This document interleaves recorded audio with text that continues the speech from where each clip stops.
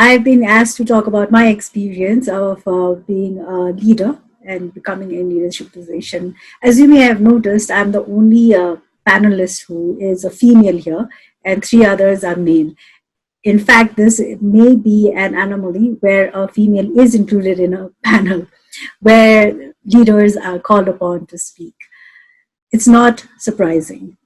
If you look at the data, you will realize that women are not in decision-making roles, or women are not usually in leadership positions.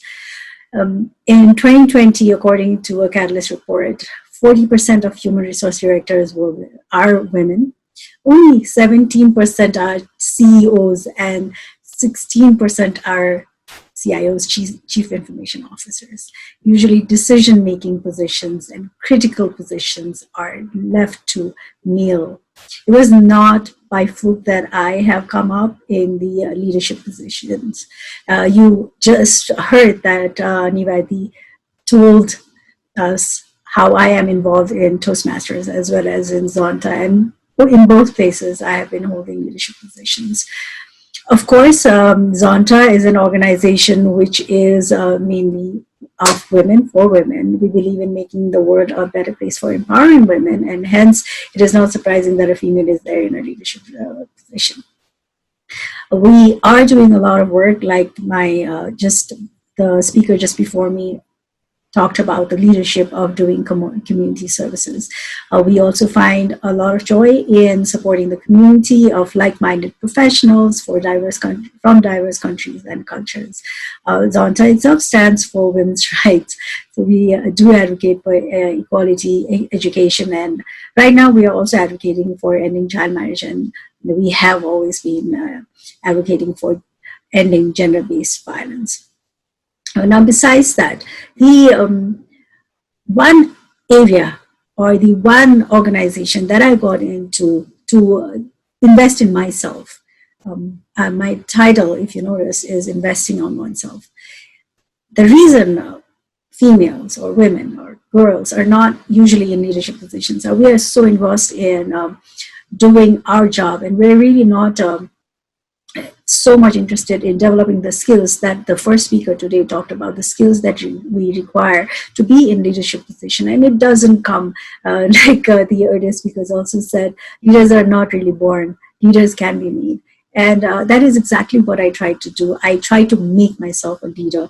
And that's the reason I had joined Toastmasters. Toastmasters is a non-profit educational organization that not only teaches public speaking, but also enhances leadership skills.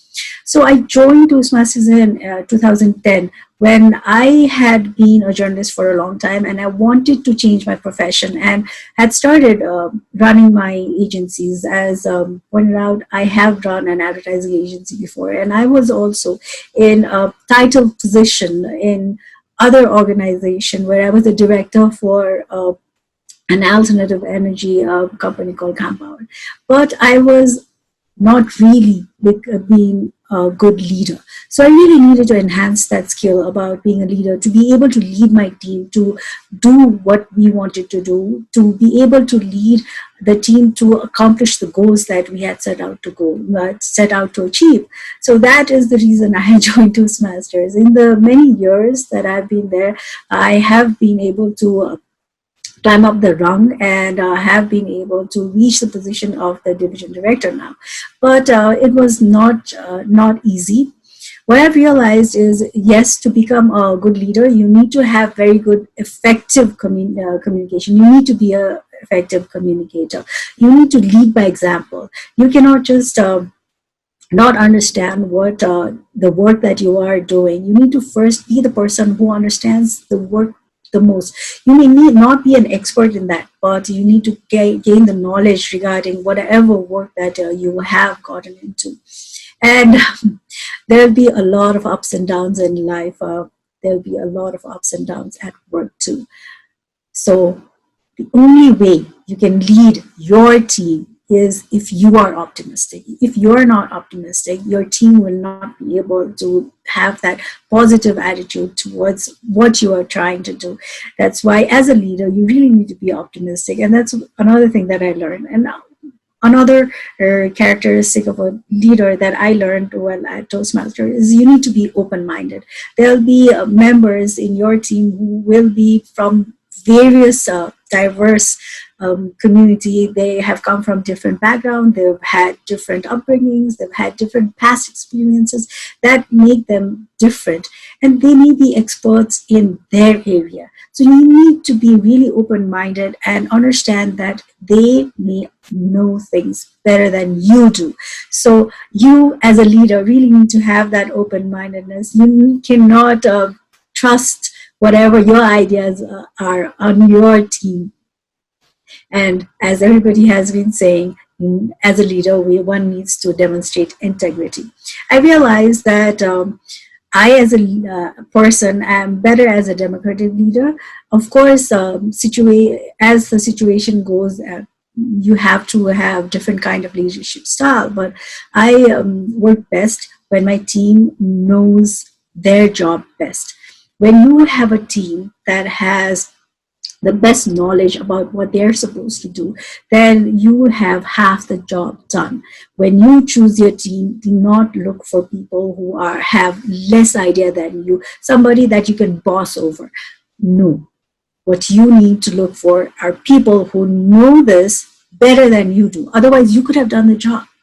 Of course, you cannot replicate yourself and be for people, and you cannot divide that time. But when you find someone in your team, you need to find somebody who is better than you, can do that job better than you.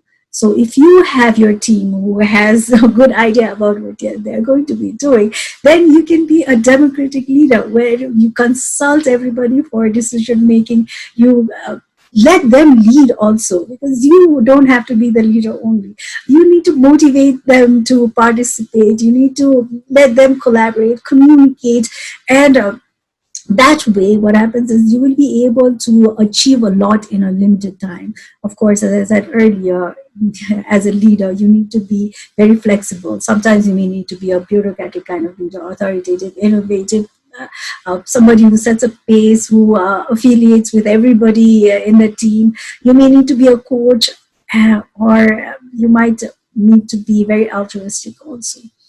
But most of the times, if you have a team who has good idea about what needs to be done, then you really don't need to be having authoritative kind of leadership. Like in Zonta, if you say, we have been doing a lot of community work, as I said, but in our team, we have different people leading different groups, and the work is disaggregated, or the work is not only done by one person, but many different people. I see a few of my fellow Zontians here. We have a president, Sima Gocha here. We have Kathmandu here, who are also leading their team. But we work together to give service. We did a lot of service, like the previous speaker was saying. We did a lot of service during COVID time also, but most of the time we're doing a lot of service to empower women.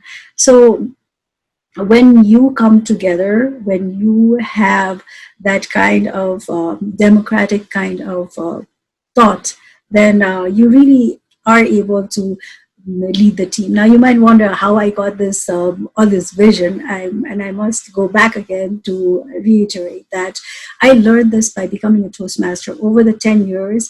By taking up different roles, I learned that patience needs to be done, that open-mindedness has to be there, and that only by practice, only by working as a team, you will be able to lead your team also. And this has really helped me in my professional life, because I'm a communicator, and usually a communicator or somebody who works in documentation, knowledge management, doesn't usually need to lead a team, but you need to be able to sit in that management team. You are representing yourself as your team. You are the leader who is sitting there and working with the different groups of, or different leaders. And usually I am the only female also there. There are very few female in the leadership teams. So I urge all the female as well as male young people who are here, trying to be leaders to please invest in trying to learn those skills so that you can hone your leadership skill and grow not only professionally but also personally.